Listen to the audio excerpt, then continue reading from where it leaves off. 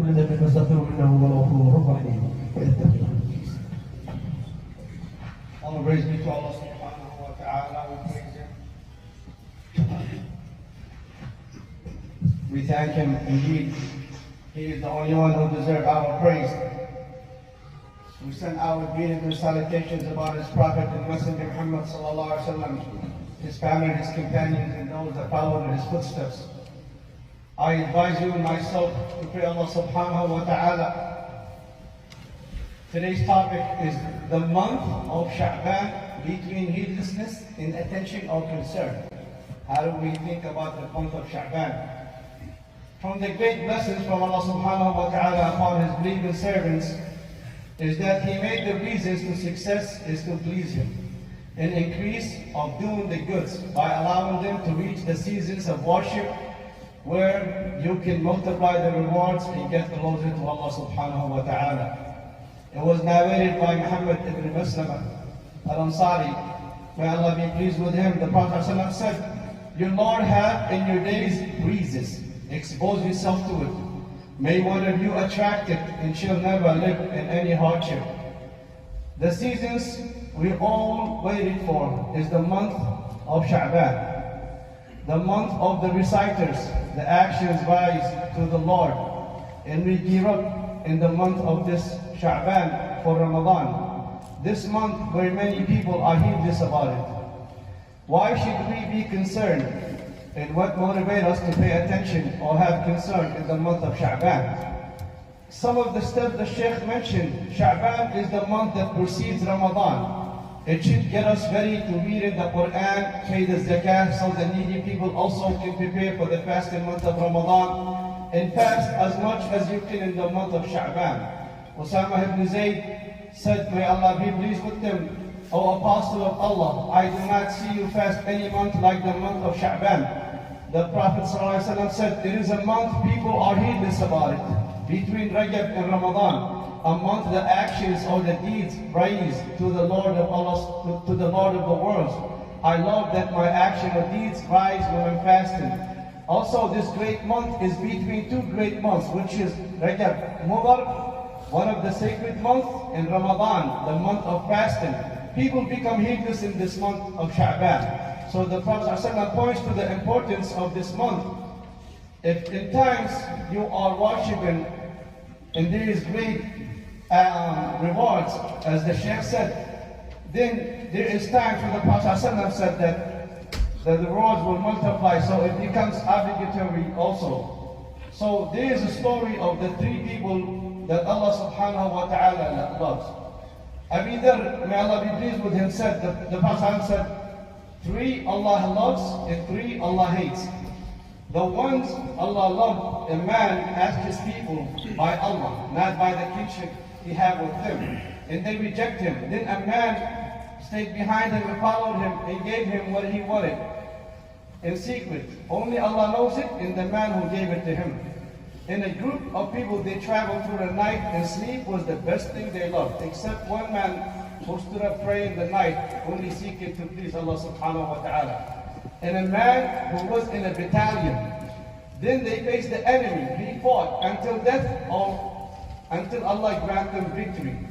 And we know from the story is the sincere and the secret was the reason Allah loved these three men. And others are heedless, meaning that, for example, as the Sheikh said, what is happening today in Gaza and what they go through. As for the three Allah hates is an old adulterer, an arrogant poor man, and the rich who oppresses. If you are old, there is no need for you to commit sexual acts. And if you're poor, you don't have to be arrogant. And if you're rich, why you have to oppress people? You have all that you need. And the rewards multiply. The Prophet ﷺ said, those who get closer to Allah in times of killings and in times of enchantments have the equivalent of 50 men in rewards. And they asked him, what is it? The men, he said, no, meaning the men of the Sahaba. So we have the rewards of the Sahaba of 50 men, because in their time there was people who used to help them and support them.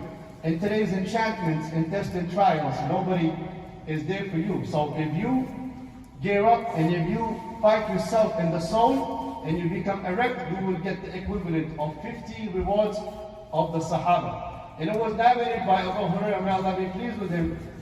He said, the Prophet said, Islam started strange and it will become strange again. So paradise is for the strangers.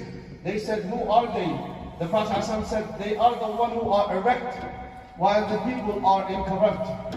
And also Sha'Ba'N is the due date, the deeds rise to the Lord of the worlds. And the Sheikh said, it is in 3 times. And while fasting, brothers, can you give some room for the brothers that's coming late?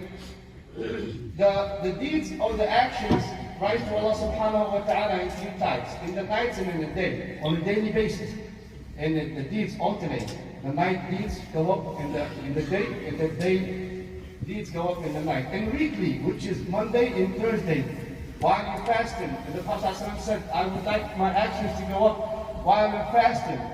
And then Allah will forgive all the sins except for 2 who have grudges. And then yearly, which is the month of Sha'Ba'N. Throughout the whole month, our actions and deeds go up to Allah subhanahu wa ta'ala.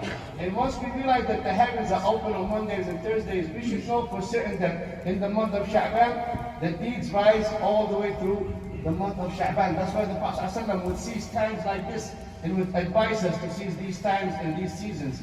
Why fasting is special? They said fasting would wake up the body parts and that are heedless. And this way you perform it at your best, especially when the deeds will rise to Allah subhanahu wa ta'ala while you're fasting. So we understand the reward. Also fasting is throughout the day. Besides the salah, or new times, 5 times a day, or reading the Quran, or doing any type of worship you perform. You do this worship and you are fasting, because fasting is throughout the day. In other acts of worship you do, fasting is included in it. And also to fast in the month of Sha'Ba'N, it's a confirmed sunnah from the Prophet ﷺ. And Sha'Ba'N, as narrated by Aisha, may Allah be pleased with her, it was a beloved month to the Prophet ﷺ. And also it was reported or narrated by Salama, may Allah be pleased with her. She said, I only witnessed the Prophet ﷺ fast 2 consecutive months, like Sha'Ba'N and Ramadan. And also it encourages people to seize the times when people are heedless about it. So it is from the hardship task on the soul. It requires patience, struggle, and hardship, especially for those who are fasting. In paradise, there is a gate called a Rayyan for those who fast.